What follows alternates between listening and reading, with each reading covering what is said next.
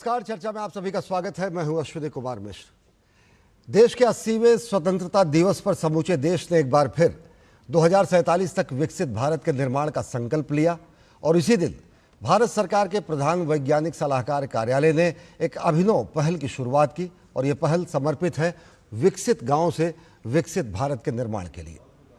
भारत सरकार के प्रधान वैज्ञानिक सलाहकार प्रोफेसर अजय कुमार सूद ने 80वें स्वतंत्रता दिवस के अवसर पर RSVC अमृत प्लेटफॉर्म का शुभारंभ किया, जो प्रौद्योगिकी आधारित ग्रामीण विकास को सुदृढ़ करने की दिशा में मील का पत्थर साबित होगा।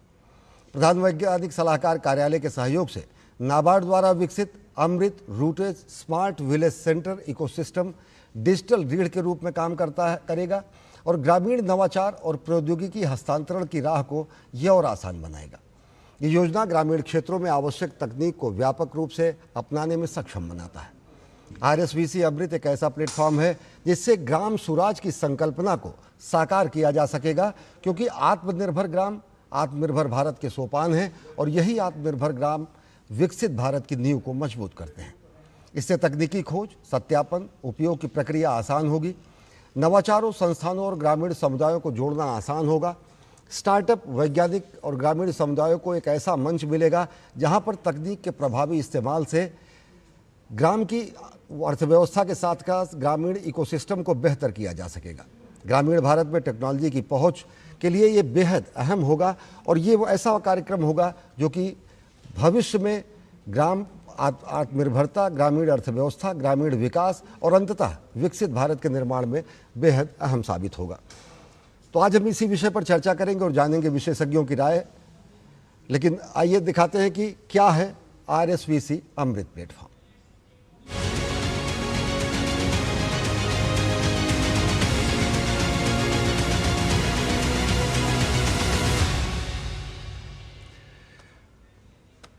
RSVC अमृत प्लेटफॉर्म ग्रामीण विकास की नई संजीवनी है। ये एक ऐसा प्लेटफॉर्म है जो कि एक डिजिटल इकोसिस्टम के तहत RSVC और अमृत जिसका अर्थ है एक्सीलरेटेड तरीके से, त्वरित तरीके से accelerated medium for rural innovation and technologies, यानी कि ग्रामीण नवाचारों और तकनीकों के लिए एक त्वरित माध्यम है। और रूटेग यानी RSVC रूटेग स्मार्ट विलेज जो कॉन्सेप्ट है उससे जुड़ता हुआ एक कार्यक्रम है। हमारे साथ दो खास मेहमान जुड़े हुए हैं। हमारे साथ जुड़ चुके हैं डॉक्टर BR प्रेमी जो कि चीफ जनरल मैनेजर हैं RMS MED नाबार्ड, और साथ ही साथ हमारे साथ जुड़ चुके हैं doctor Sapna Poti, director strategic alliance office of principal scientific adviser government of India. दोनों खास मेहमानों को बहुत बहुत स्वागत है। मैम, डॉक्टर सपना जी आपसे जानना चाहेंगे कि इससे पहले रूटेग जो पूरा का पूरा ये कॉन्सेप्ट है जिस तरीके से ये है, लेकिन इसमें जो अमृत नया सोपान जुड़ा है, नया आयाम जुड़ा है जो कि accelerated medium for rural innovation and technology का आयाम है, ये दोनों का जो एमलगमेशन है या दोनों का ये संयोजन है, ये क्या है? रूटैक हमारे ऑफिस में काफ़ी सालों से रूरल टेक्नोलॉजीज़ की डेवलपमेंट हो रही है, IITs में, Tier 2 कॉलेजेस में वगैरह। बट प्रॉब्लम ये थी कि इसको कैसे ग्राउंड पे ले जाएं स्ट्रक्चर्ड तरीके से, ताकि हमारे स्टार्टअप्स को एक एक्सेस टू मार्केट मिल जाए, बॉटम ऑफ पिरामिड वाला जो बोलते हैं, क्योंकि स्टार्टअप्स काफ़ी इनोवेशन कर रहे हैं हमारे देश के लिए।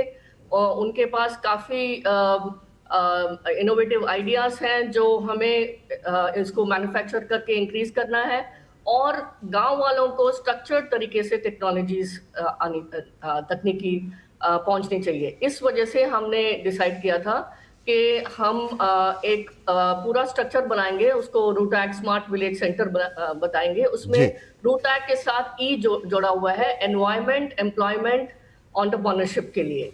तो इस वजह से रूटैक स्मार्ट विलेज सेंटर में 13 ट्रैक्स हैं जो तकनीकी, agriculture, water, waste management, renewable energy, financial technology, दूसरे तरीके के वगैरह टेक्नोलॉजीज को ग्राउंड पे लेकर चले। तो ये RSVC एक पहल थी जो IIT के साथ, IIT के कोलैबोरेशन से और साथ ही साथ वैज्ञानिक सलाहकार कार्यालय के कोलैबोरेशन से शुरू की गई। संभवतः फरवरी मार्च पिछले वर्ष के पहले रूटेग विलेज का भी उद्घाटन प्रोफेसर सू साहब द्वारा किया गया था। आपसे जानेंगे प्रेमी साहब कि किस तरीके से नाबार्ड की इसमें क्या भूमिका होगी और किस तरीके से नाबार्ड का जो कोलैबोरेशन है, क्योंकि ग्रामीण विकास में नाबार्ड का चाहे वो फाइनेंसिंग सिस्टम हो चाहे वो प्रोक्योरमेंट सिस्टम हो, बेहद अभूतपूर्व वहाँ पर योगदान है। लेकिन इस पहल में क्या भूमिका होगी नाबार्ड की? तो सबसे पहले मैं यही कहना चाहूँगा कि नाबार्ड जब 1982 में जब से नाबार्ड काम कर रहा है एग्रीकल्चर में और रूरल एरिया में, तो हम टेक्नोलॉजी के ऊपर हमारा फोकस शुरू से ही है। हमारी बहुत सारी स्कीम ऐसी है जो टेक्नोलॉजी या तो हम लोग ग्रांट द्वारा या हमारा जो लोन के प्रोडक्ट्स है बैंकों के थ्रू हम लोग लोन देते हैं, तो वो सब जो है टेक्नोलॉजी ट्रांसफर का ही काम करते हैं। और ऐसे प्रोजेक्ट्स हम लोग करते हैं जिसमें कि टेक्नोलॉजी तो मेन एक ये रहता है। लेकिन जो हमने ये देखा कि इतने सालों के बाद, मतलब आप 80 साल, मतलब 80वां हमारा जो एक इंडिपेंडेंस डे मना रहे हैं, मतलब 79 ईयर हमारे स्वतंत्रता के हो गए, तो अभी कई ऐसी टेक्नोलॉजीज हैं जो मतलब बहुत पहले इंडिया में या भारत में आ चुकी थी, वो अभी तक मतलब गांव ग्रामीण क्षेत्रों में नहीं पहुंची है। अगर सूचना तकनीकी की बात करें तो वो जो गवर्नमेंट का फोकस है उसकी वजह से काफ़ी हद तक ग्रामीण क्षेत्रों में पहुंची है।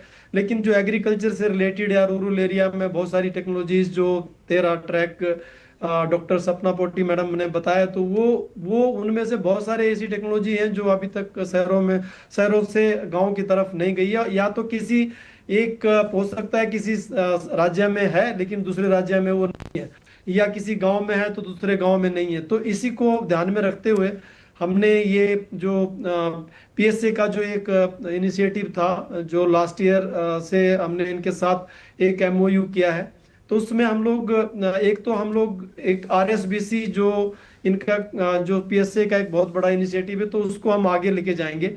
उसमें हम अपने से कुछ हमने ग्रांट का एक प्रावधान किया है कि हम लोग जो इम्प्लीमेंटिंग एजेंसीज हैं उनको हम लोग ग्रांट देके ये कुछ आरएसबीसी जो खासकर जो प्राइमरी एग्रीकल्चर कोऑपरेटिव सोसाइटीज हैं या हमारे एफपीओस जो पूरे देश में काम कर रहे हैं, या ऐसी संस्थाएं जो मतलब काफी अच्छा काम कर रही है, तो उनको हम एक शुरू के 3 साल उनको हम उनका हैंड होल्डिंग करें। वहाँ पे जैसे उनकी एडमिनिस्ट्रेटिव एक्सपेंसेस की रिक्वायरमेंट है, जैसे जी। भी उनकी सैलरी वगैरह 2 लोगों की हम सैलरी वगैरह उनको प्रोविजन करेंगे। और इसके अलावा डेमोन्स्ट्रेशन के लिए कुछ टेक्नोलॉजीज जो वहाँ पे उसको गांव के लोग देख करके उनको अपनाएं, तो कुछ टेक्नोलॉजीज भी उसमें हम लोग प्रोवाइड करेंगे। और ये जो सेंटर है, ये सेंटर कहीं एक जैसे कोई सरकारी बिल्डिंग है या उनकी अपनी कोई बिल्डिंग है या वो किराए पे बिल्डिंग ले सकते हैं, तो उस बिल्डिंग में ये लोग अपने इस आरएसबीसी को लगा सकते हैं। तो ये हमारी पहल है। इसमें हम लोग लगभग 30 लाख तक का हम 3 साल के लिए सहायता प्रदान करेंगे। और धीरे धीरे जो सेंटर है इसको हम एक एंटरप्राइज के रूप में देखना चाहते हैं। मतलब इसलिए हमने ये कहा है कि पहले से ही हम इन जो भी आरएसबीसी बनेंगे उनकी सस्टेनेबिलिटी प्लान हम पहले देखेंगे कि जब नाबार्ड का जो ग्रांट है वो खत्म हो जाएगा तो उसके बाद वो कैसे चलेगा, तो हम हमारा फोकस वही है। तो ताकि वो नाबार्ड की जो ग्रांट है उसके बाद में वो अपने से वो काम करे, वो टेक्नोलॉजी को बेच सकता है, जी वो उनको डिप्लॉय कर सकता है, सर्विस दे सकता है। इस तरह से हमने एक प्लान बनाया है। जी। डॉक्टर सपना जी, आपसे जानना चाहेंगे कि ग्रामीण जो इकोसिस्टम है या जो ग्रामीण क्षेत्र है वहाँ पर तकनीक, नवाचार, प्रौद्योगिकी, इन सब चीज़ों को शामिल करने के लिए बहुत ज़्यादा चाहे शिक्षा कहें, चाहे लिटरेसी कहें, या फिर लोगों के इनोवेशन जो आइडियाज़ हैं, क्योंकि सीधा किसान से जुड़ना, और किसान कैसे इन सब चीज़ों से जुड़ पाएगा, क्योंकि बहुत बड़ी समस्या वहाँ पर टेक फ्रेंडली होने जैसी बात नहीं होती है। जनधन आधार मोबाइल एक बहुत अच्छा उपयोग और बहुत अच्छा उसका परिणाम आया है कि किस तरीके से ग्रामीण अर्थव्यवस्था को उसने चेंज किया है, लेकिन किस तरीके से आम किसान इससे जुड़ सकेगा, उसका क्या कैसे रोड मैप है, क्योंकि ये कहीं ना कहीं टेक्निकल चीज़ें हैं, लेकिन बहुत सरल तरीके से और बड़े व्यवहारिक तरीके से ज़मीन पर इसको लाना बड़ी चुनौती होगी। आरएसवीसी का फ्रेमवर्क ही ऐसा है कि हम लोग कहते हैं कि इनोवेटर्स को इनोवेट करते रहना चाहिए, उनको विलेजर्स के साथ, गांव वालों के साथ बातचीत उस तरीके से करना चाहिए कि एक मीडियम हो इन बिटवीन, जो एनजीओस हो, उनके थ्रू बात करना चाहिए, क्योंकि एनजीओस 50-60 ईयर्स से ऑन द ग्राउंड है और उनको समझ आती है कि गांव वालों का क्या कठिनाई है, क्या चैलेंजेस हैं।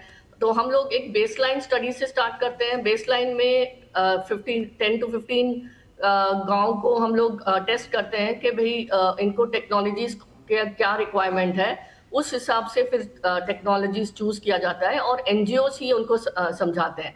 और इस फ्रेमवर्क में ये भी है कि इनोवेटर्स इनोवेट करते रहे, पर उनको फीडबैक एनजीओ के तरीके से, अमृत प्लेटफॉर्म से अभी हम चाहते हैं कि इनोवेशंस को भी फीडबैक मिलते रहे, तो ताकि वो उसको इम्प्रोवाइज करते रहे।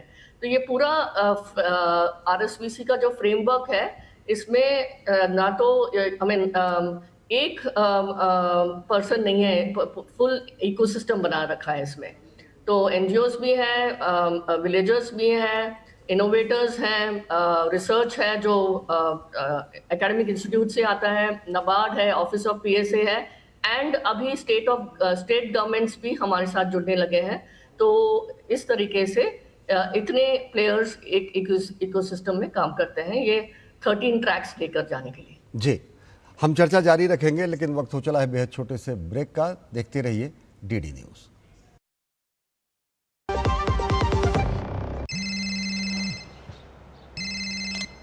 हेलो राजेश जी, मैं पुलिस थाने से बोल रहा हूँ। फिर से? आप डिजिटल अरेस्ट में हो, दूसरे कमरे में जाइए, अकेले। आपके पार्सल में ड्रग्स मिले हैं, लंबे जाएंगे। 10 लाख दीजिए, बच जाएंगे।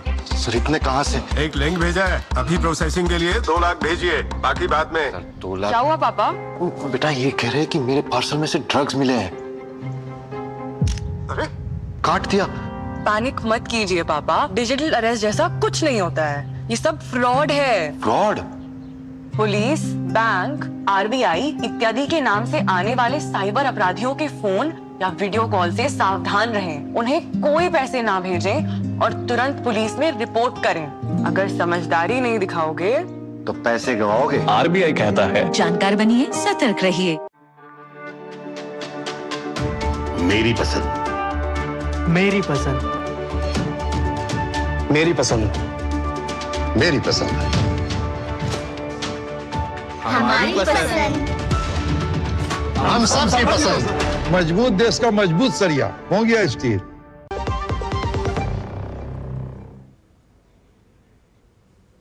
ब्रेक के बाद आप सभी का स्वागत है। हम बात कर रहे हैं आरएसवीसी अमृत प्लेटफॉर्म की, जो कि ग्रामीण विकास के लिए एक नई संजीवनी का काम करेगा। हमारे साथ 2 खास मेहमान हैं। हमारे साथ डॉक्टर BR प्रेमी जी हैं, मुख्य महाप्रबंधक नाबार्ड से संबद्ध हैं, और साथ ही साथ डॉक्टर सपना पोती जी, जो कि वैज्ञानिक सलाहकार कार्यालय से हैं, भारत सरकार के।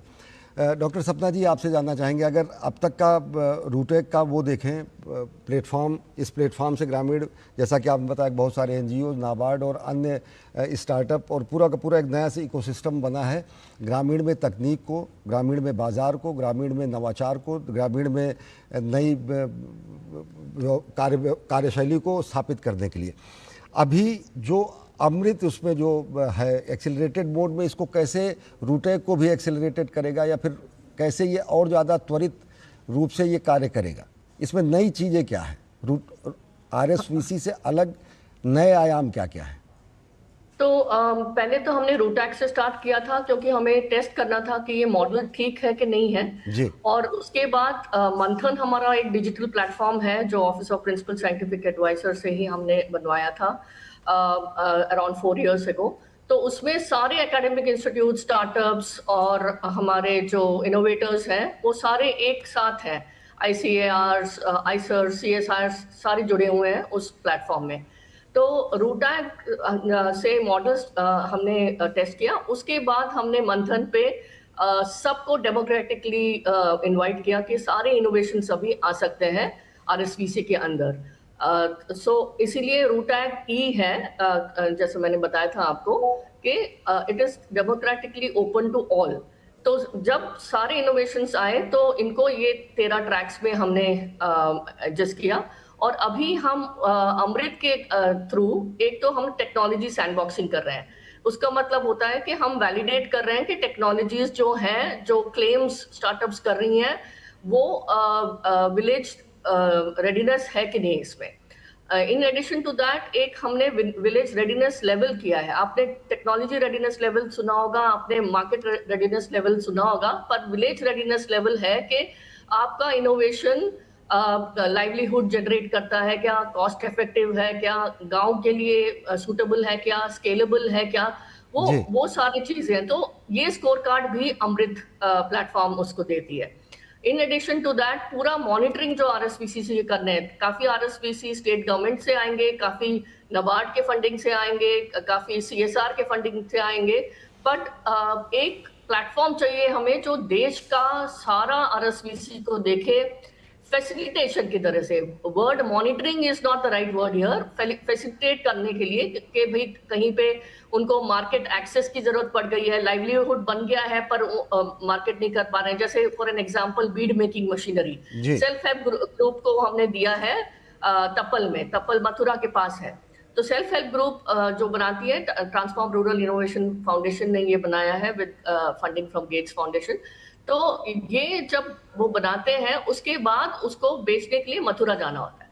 तो इस तरीके से मार्केट्स भी चाहिए होंगे इन लाइवलीहुड्स के लिए, इसीलिए NABARD is a clean partner for this and Amrit is on NABARD, ताकि रेगुलरली ये जो फैसिलिटेशन चाहिए इन लोगों के लिए वो देते रहे हम लोग। और लास्टली अमृत में हमारे पास डैशबोर्ड भी है जो प्रिंसिपल साइंटिफिक एडवाइजर खुद देख पाएंगे कि कौन से टेक्नोलॉजीज एक्चुअली स्टिक करते हैं रूरल इंडिया में। जी, डॉक्टर बी आर प्रेमी जी, आपसे जानना चाहेंगे कि नाबार्ड कहीं ना कहीं बेहद महत्वपूर्ण कारक है, घटक है इस पूरी की पूरी ग्रामीण अर्थव्यवस्था और ग्रामीण खेती किसानी या फिर उनको एक अच्छा प्लेटफॉर्म देने के लिए एक गौरवशाली और उपलब्धिपूर्ण आपका कार्य भी है इस पूरे संस्थान का।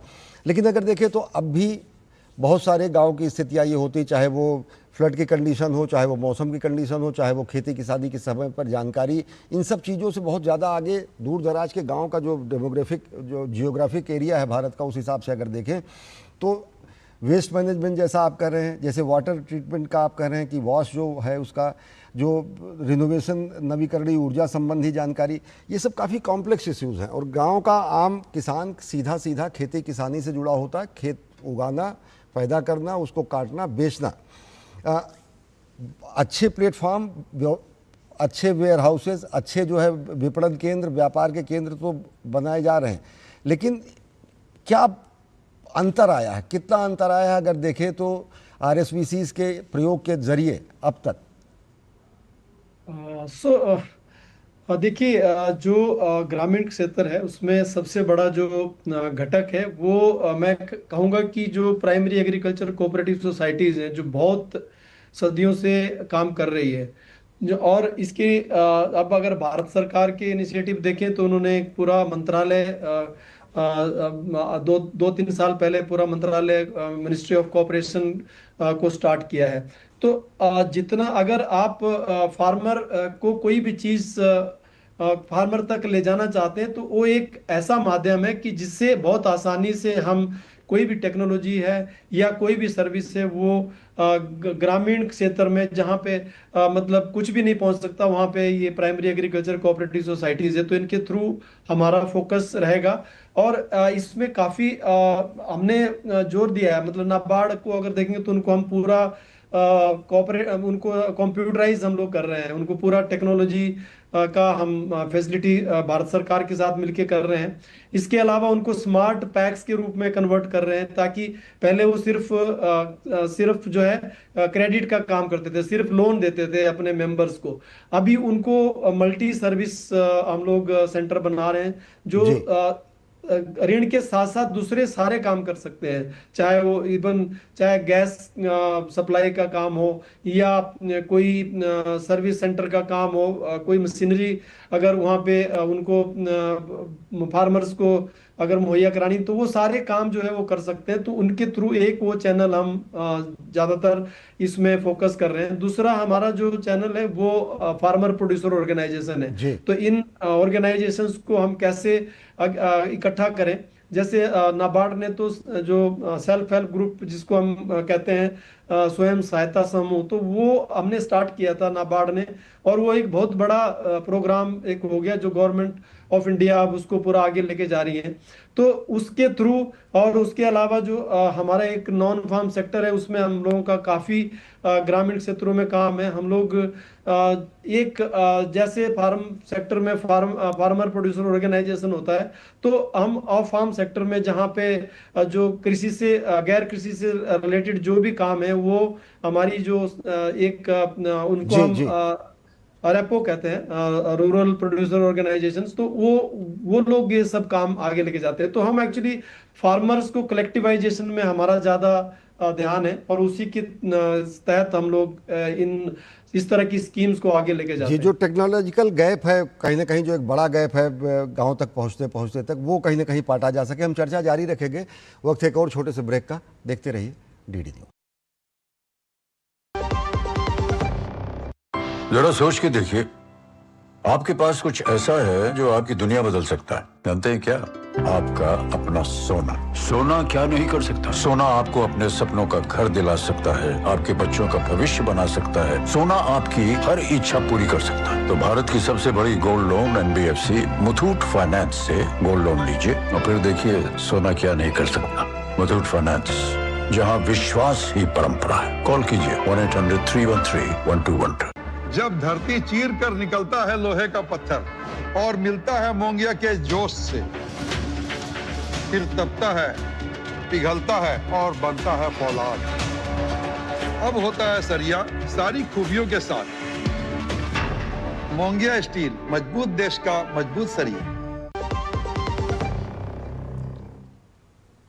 ब्रेक के बाद आप सभी का स्वागत। हम बात कर रहे हैं RSVC अमृत प्लेटफॉर्म की, जो कि ग्रामीण अर्थव्यवस्था को, ग्रामीण कार्यशैली को, ग्रामीण जीवन शैली को आमूल चूल परिवर्तन देने में सक्षम होगा। हमारे साथ दो खास मेहमान हैं, doctor BR Premi ji, chief general manager RMS MED NABARD, और साथ ही साथ डॉक्टर सपना पोती जी, जो कि वैज्ञानिक सलाहकार कार्यालय में निदेशक हैं।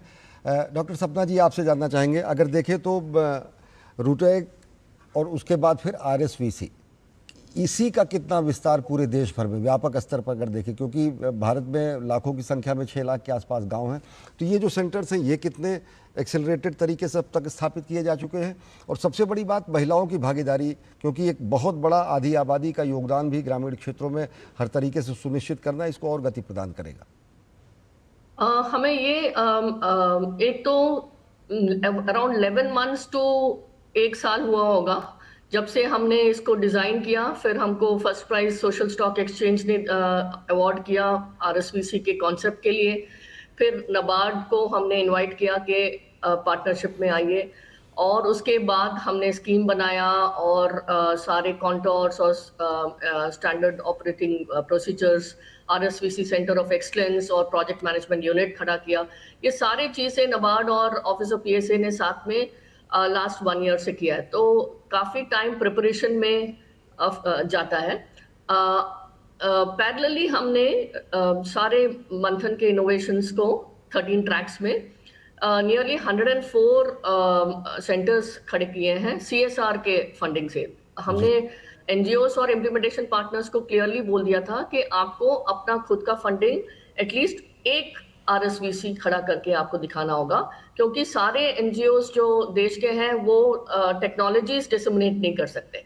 बहुत स्पेशलाइज्ड एरिया है ये, तो इस वजह से इसको टेस्ट करने के लिए हमने अराउंड 100 पार्टनर्स हैं अभी जिन्होंने अपना दिखाया है कि वो बेसलाइन स्टडी कर सकते हैं, वो टेक्नोलॉजीज चूज कर सकते हैं, उसको अडॉप्ट कर सकते हैं। 3 ट्रैजेक्टरीज हैं यहाँ पे। एक है रेंटल पे देना, क्योंकि एक टेक्नोलॉजी स्टार्टअप से लिया आपने और उसके बाद रेंटल पे दिया। दूसरा है लाइवलीहुड जनरेशन करना, जो मैंने आपको बीड मेकिंग के बारे में बताया था, तो वो लाइवलीहुड जनरेट हुआ, वो सेल्फ हेल्प ग्रुप और विमेन के लिए है, जिसमें काफ़ी है solar based sugar cane juice और काफ़ी लाइवलीहुड रिलेटेड चीज़ें हैं। तीसरा है कि आप क्रॉपिंग पैटर्न या तो आप सर्विसेज दे सकते हैं, RFID टैग वेस्ट मैनेजमेंट।